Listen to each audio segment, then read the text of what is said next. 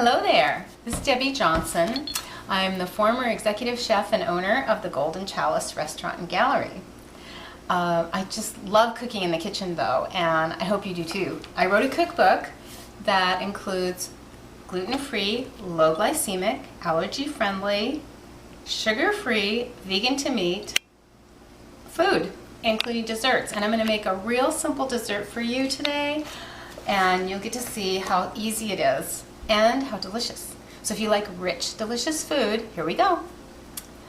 First thing you do is melt 2 tablespoons of coconut oil, which I've done, and I prefer to use organic. It tastes better and it's of course better for the environment, etc. And then I'm just going to put it into this bowl here, if I can find my spatula, which I'll bet I put away, because guess what? I like to keep my kitchen neat. It makes it a lot easier.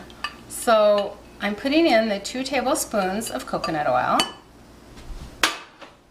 Then I'm going to put in 2 tablespoons of carob powder. Why aren't I using chocolate?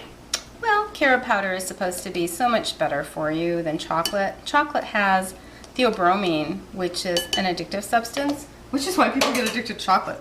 And also because it can help you wake up. And sometimes I need that too. So I got a fork here. I'm just going to mix this carob powder in, and it mixes in really nicely with oil. So it kind of helps it melt. And you can use chocolate powder, of course.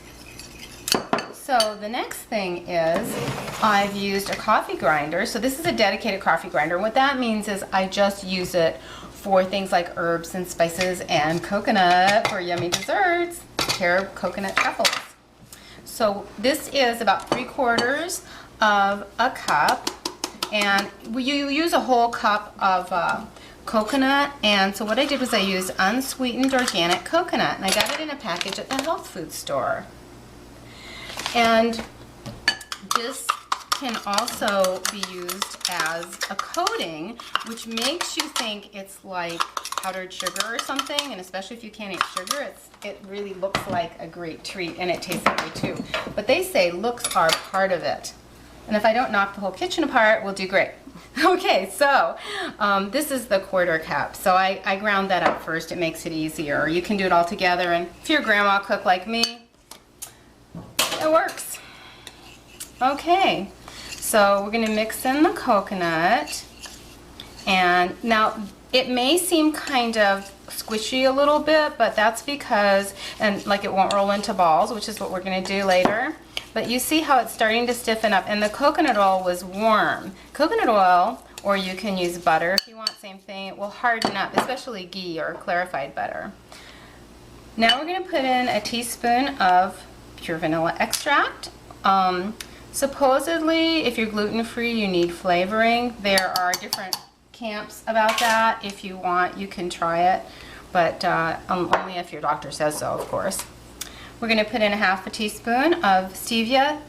This might look different to you because it's actually darker. It's the whole leaf stevia, which I believe in using because I know that it's actually better for you than the more refined, which is true of almost any food, as you probably know. So about 1/2 teaspoon of that, and that's going to be to taste, because not everybody likes sweets.